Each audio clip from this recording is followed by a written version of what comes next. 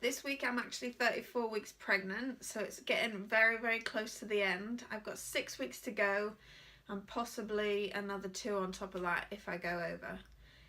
I highly doubt it that I'm going to go over, just because this pregnancy is completely different from my last. I've been having loads and loads of Braxton Hicks lately. Not enough that I'm actually getting worried about it, because I spoke to the midwife and she said it's perfectly fine and it's perfectly normal to get them. It's just my body getting ready for labour.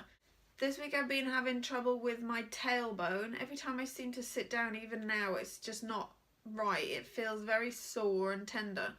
I had my midwife appointment yesterday, and I spoke to her about it then, and she said it's fine, it's just my hormones are changing, and sometimes it can be the pressure from the baby actually dislodging the tailbone and moving it to where it shouldn't be.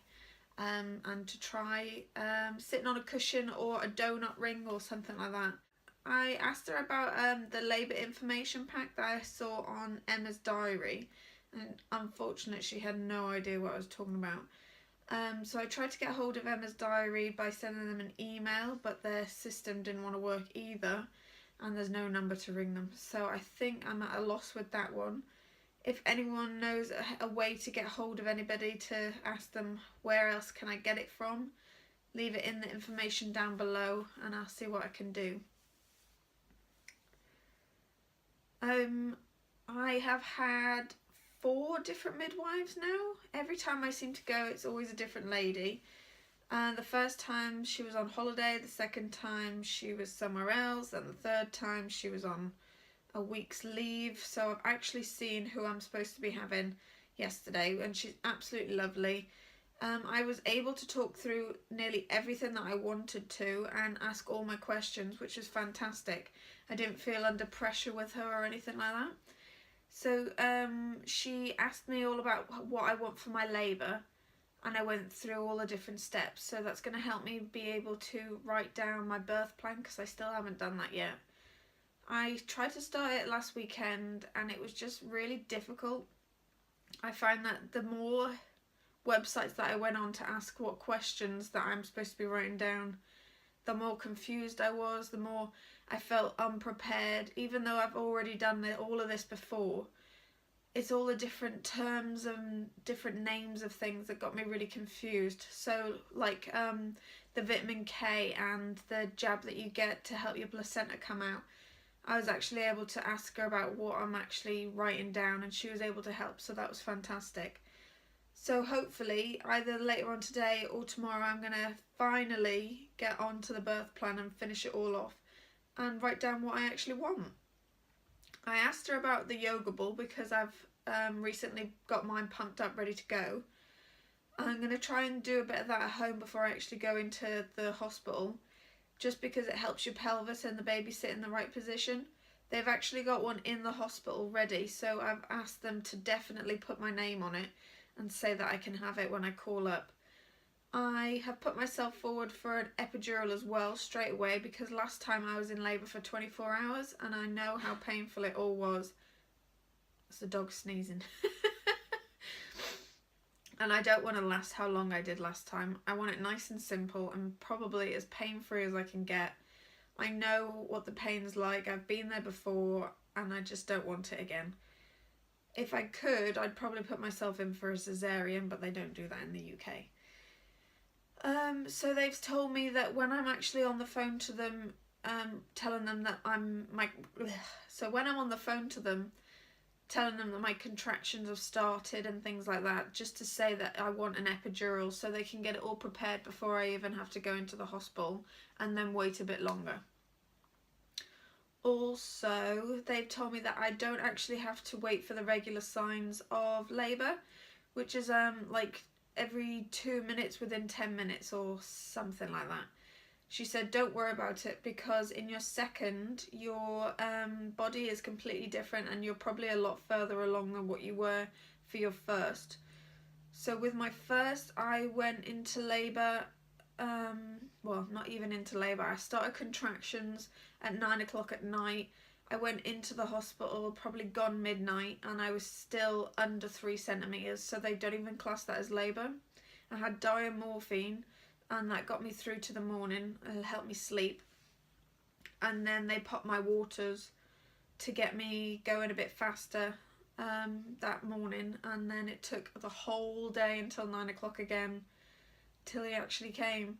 So hopefully it'll be a lot faster and a lot smoother than last time. I put my name down for gas and air, diamorphine, anything that I need, because I'm no good with pain at all. A pinch and I'm crying. It's horrendous. So yeah. I've had trouble with my pelvis at the minute.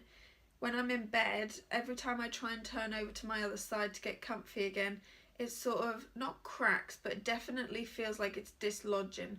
And the midwife said to be a bit careful with that, just because it could disrupt the baby or something. And to add more pillows to support the bump when I'm in the position that I want to be. I tried it last night and had a nursing pillow around my bump, but it was so uncomfortable that it just made me more frustrated, and I just went back to having no pillows and lying as flat as I could possibly be. I know they say not to sleep on your back, but at the minute that's the only way that I seem to be getting to sleep. I'm really restless at the minute. It just keeps me up at night, and yeah, I'm not getting probably near enough sleep as what I should be, especially before the baby's even here, and that's going to be keeping me up as well. So fingers crossed some of these pains will start dying down soon and I can actually get a proper night's sleep, which will be fantastic. With the baby, I had a massive pain last week, and the baby felt like it had flipped around. So instead of being head down, I think it was head up and feet were down. And it was so sore, it felt like she was really struggling to get comfy, and she was like sticking out of my stomach really far. So I really panicked about that, but I had a look online, and if she's gone breech, then there's nothing you can do, you just have to wait. Early enough along that if she has gone breech, they've got enough time to flip her back around. But yesterday when I went to the midwife, she had a really good check, wobbled her about everywhere, checked for her heartbeat, to find out which way she was, and she is like 99% sure that she is head down.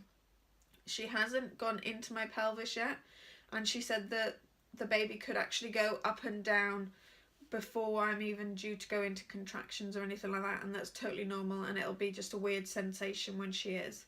Every time I have a midwife's appointment, I totally forget to take my notes.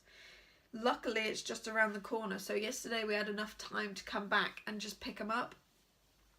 But when I've been to my scans and stuff, I've totally forgot. So my notes is like all different pieces of paper with everybody else's signatures on. Yesterday at the midwife appointment, I got my pack for my labour. So it has my notes and the baby's notes, and then the midwife's told me just to fill out all the details on the front but leave the baby's name clear, just in case she is a boy. And that freaked me out. I've been absolutely terrified of that ever since we've had the scan to say that she's a girl, just because I'm so over the moon with it, and everybody's so thrilled to be like buying like gifts and things like that, that everything we've got is just for a girl. There is no way on earth that any of it could be for a boy. It's all pink and purples and Minnie Mouse and things like that. So if it was a boy, I think I would, I don't even know where to begin. We'd have to completely change everything. Luckily I have been keeping all of Monkey's best clothes that I loved ever since that he was born in the loft, just in case, and just because there's something to look back on and remember all the different memories. So if we could actually use them if she turned out to be a boy. I've been peeing a lot more lately as well. I know it sounds horrible, but I just have like no bladder control. Like if I'm sat down and I stand up and the baby moves a bit, I'm like, oh, I need to go wee straight away, and I have to just charge there. Everyone thinks it's quite funny really, but I'm like panicking that I'm going to pee myself. Luckily I haven't done it yet, but you never know. It's just one of them things. That's the joys of pregnancy. I've also been getting a lot of discharge. TMI, I know, but that's another thing that happens later on in pregnancy as well. It gets a lot more liquidy, and a lot more gross, but it doesn't smell or anything like that, so she said not to worry about it, it's totally normal. And that if you're on like your 6th baby, she said, that it's normally like dripping out of you and you have to like get pads and stuff down there to hold it all in place. So I was like, no, it's definitely not that bad. I think if it gets any worse, then I'm going to have to start using the nipple shields or nipple pads, whatever you want to call them, just to stop it from leaking, because I wore a pair of pyjamas the other day and it was not nice. I have my first stretch mark. It's only like this big, and I was so disappointed because it was on a day that I forgot to put my body butter cream on. I've actually been using the Body Shop body butter, which comes in a little tub. At the minute it is gingerbread and I can't stand it, but at the baby shower my friend actually bought me 3 new body butters from Soap and Glory, so I'm dying to try them out. I haven't got around to it yet because they're at the bottom of the pile of all the stuff, but they are going on tonight because this gingerbread one is making me gag every time. It's just vile. Oh, another gross thing that's happening this week is my boobs are now leaking. So the colostrum, I think it's called first, is actually getting made and it's ready to start going. I've also been asking for a lot of help this week because of the pelvis and the tailbone pain. I've been asking like my mum and my nan and my other half and my friends just for a bit more help, just for general stuff. If they're standing up and I'm just like, oh, could you just pass me that please, or if you could just get me a glass of water please. I feel really bad for doing it, but at the end of the day I know that if I had to get up every single time, I think I'd be in more pain than what I am. And I really don't want to be taking too many paracetamol because I've been having a couple of headaches as well, so I've been taking paracetamol for that. They're mostly at night time, so it seems to be like after the day when all the children have gone home, then I get a bit of a headache and I take a couple of paracetamol. But I don't want to be taking paracetamol through the day as well for the tailbone pain. So if I ask like my mum just to help me out a little bit, she's really like, so I'm just so thankful for all of them helping me out. That, yeah, I'm really over the moon with everything that they've all done for me. So thank you very much if you're watching. I'm actually going to start doing my hospital bag this week. I've finally actually got a list together. It's upstairs, so I should have shown you, but never mind. I'm going to ask my mum to come and help too because she's so good at organising. I think she has OCD because she's just, her house is like clean freak central. It's absolutely fantastic and I love it. So I thought, why not ask for the help and help me just get everything in order and make sure I haven't forgot anything, because my other half is no good at packing and he always leaves it down for me anyway. And most of the stuff is like on a high shelf, so I can't reach it. And I'd have to go like climbing on a chair to get to it. So it's probably best that my mum come and help me anyway. So when I've actually finished packing my hospital bag, I'll do a video and show you what's actually inside it and what I'm packing compared to last time. Last time I think we took 3 bags in, so I'm hoping I can at least narrow it down to 2, maybe mine and the baby's. That would be really good if we could.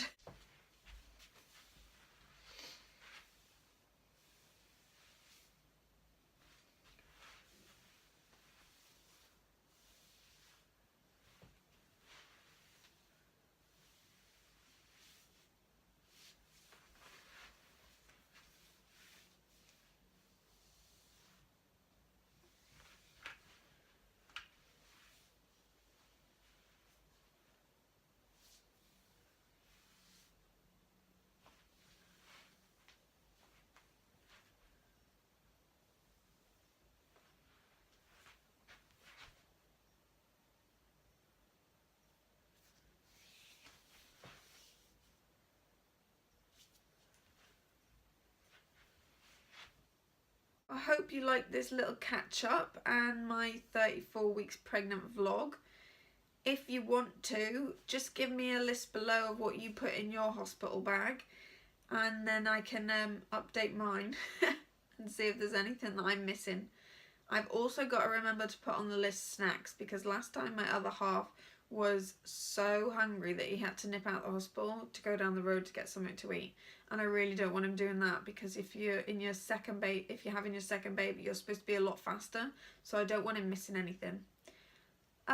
So yeah, if you do like this video, give me a big thumbs up and subscribe to my channel. I've got loads more ideas coming up. So yeah, stay tuned. See you soon. Bye.